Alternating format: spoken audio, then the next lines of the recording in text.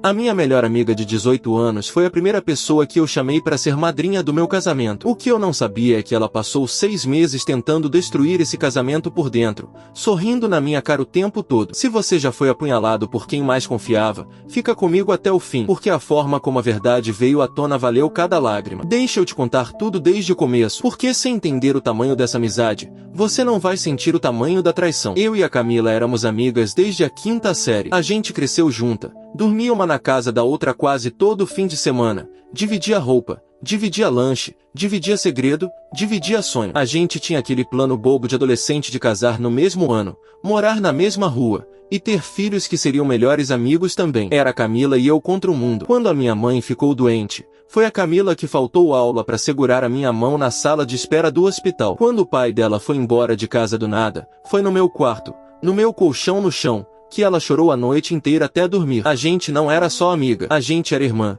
daquelas que a vida escolhe e que a gente acha que nada no mundo vai separar. Por isso, quando eu conheci o Rafael e a coisa ficou séria, a primeira pessoa que eu quis do meu lado no altar foi ela. Eu cheguei na casa dela chorando de felicidade, mostrei o anel na mão, e falei: "Você vai ser a minha madrinha, não existe outra pessoa nesse mundo para esse lugar." Ela me abraçou forte, chorou junto. Disse que era o dia mais feliz da vida dela também. E eu acreditei em cada palavra. Como não acreditar? O Rafael era tudo aquilo que eu tinha desistido de achar que existia. Calmo, trabalhador, daqueles que lembram do seu café do jeito certo e que mandam mensagem só pra saber se você chegou bem em casa. A gente se conheceu no trabalho, virou amigo primeiro. E o amor foi crescendo devagar, do jeito que o amor de verdade cresce, sem pressa e sem teatro. Quando ele me pediu em casamento, num lugar simples, sem nada demais, eu senti que finalmente a minha vida tinha encontrado o eixo. E foi mais ou menos aí, quando tudo na minha vida começou a dar certo, que as coisas estranhas começaram a acontecer. Só que eu demorei muito para ligar os pontos, porque a última pessoa no mundo que eu desconfiaria era a dela. Primeiro foi o Rafael chegando meio quieto, meio esquisito, depois de cada vez que encontrava a Camila. Ela vivia se oferecendo para ajudar com os preparativos, para sair com ele para resolver coisa do casamento, e ele voltava diferente. E sempre vinha um comentário solto da boca dele, sem ele perceber o veneno. "Ah, a Camila falou que você saía bastante antes da gente se conhecer." "Ah, a Camila comentou que você já largou o noivado antes no altar." Pequenas sementes de dúvida. Eu nem percebia que era ela, gota a gota, plantando cisânia no meu próprio noivo. Depois começaram os probleminhas com o casamento em si. O contato do buffet que sumiu justo da agenda dela, e a gente quase perdeu a data. A prova do vestido que ela se ofereceu para remarcar e marcou no horário errado. E eu cheguei lá com a loja já fechando. Os convites que ela insistiu para enviar ela mesma, e que depois metade dos meus parentes jurava de pés juntos que nunca tinha recebido. Cada uma dessas coisas, sozinha, parecia só azar, só desorganização, mas todas juntas,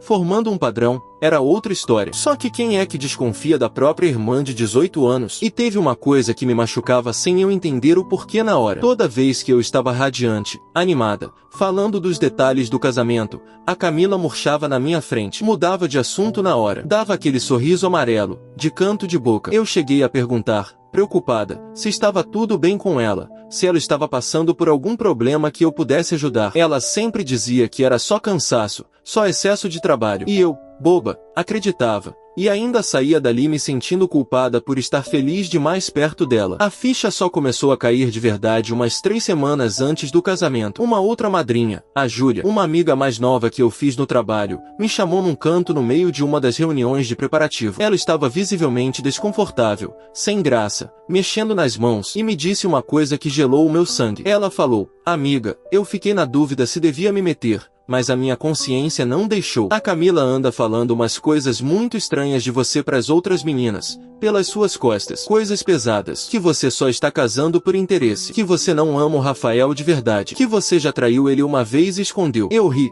de puro nervoso. Falei que era impossível, que devia ser algum mal-entendido, alguma fofoca torta, porque a Camila era minha melhor amiga, ela jamais. A Júlia só me olhou com uma pena enorme nos olhos e disse: "Eu também queria muito acreditar nisso, mas, por favor, presta atenção nela daqui pra frente. Só isso, presta atenção." E eu prestei. Nas semanas seguintes, Foi como se alguém tivesse limpado um vidro embaçado na minha frente. Eu comecei a enxergar coisas que sempre estiveram ali. A forma como a Camila tocava no braço do Rafael um segundo a mais do que devia. Como ela ria altíssimo de qualquer piada dele. No instante seguinte, me ignorava completamente. Como ela sempre dava um jeito de ficar a sós com ele, sempre com a desculpa perfeita de organizar uma surpresa para mim. E eu me sentia enlouquecendo, porque uma parte de mim ainda gritava que aquilo era paranoia, que eu estava prestes a jogar 18 anos de amizade no lixo por causa de um ciúme bobo e sem prova. Mas a verdade tem um jeito teimoso de não deixar a gente em paz. Foi o próprio Rafael que trouxe a peça que faltava, e ele nem fazia ideia do tamanho do que tinha nas mãos. Numa noite, 2 semanas antes do casamento,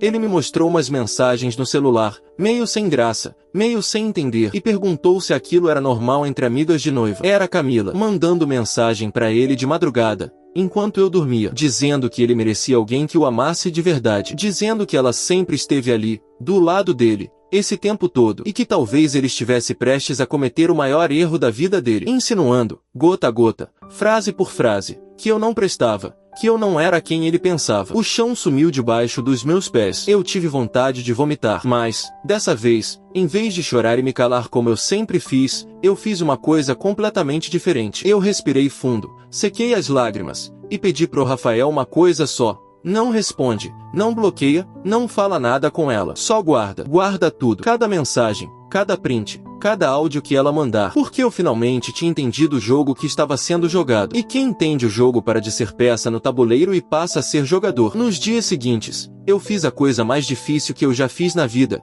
Eu continuei sorrindo para ela. Continuei chamando ela de madrinha, mandando ela os detalhes, deixando ela achar que tinha vencido, que eu era a mesma boba ingênua de sempre, que não enxergava um palmo na frente do nariz. Por dentro, em silêncio, eu estava juntando tudo. E não era só o Rafael. A Júlia tinha prints e mais prints das mentiras que a Camila tinha espalhado para as outras meninas no grupo. Uma outra amiga em comum tinha um áudio, daqueles mandados achando graça, em que a própria Camila contava, rindo, como tinha sumido de propósito com os convites e bagunçado a prova do vestido. As peças foram se encaixando, uma por uma, e cada uma doía mais que a anterior. Eu poderia ter resolvido isso de 1000 jeitos. Poderia ter chamado ela num canto, jogado tudo na cara dela, e a história morreria ali, no escuro, na base do ela disse, eu disse, com a Camila se fazendo de coitada e de vítima, como ela sempre soube fazer tão bem. Mas eu não queria uma briga de bastidor. Eu não queria a palavra dela contra a minha. Eu queria a verdade, inteira, exposta, na luz, sem nenhuma chance de ela torcer ou inverter. O dia do casamento chegou. E foi lindo. Eu entrei naquele salão de vestido branco, de mãos dadas com o homem que eu amava de verdade, com a minha melhor amiga de 18 anos sorrindo radiante do meu lado,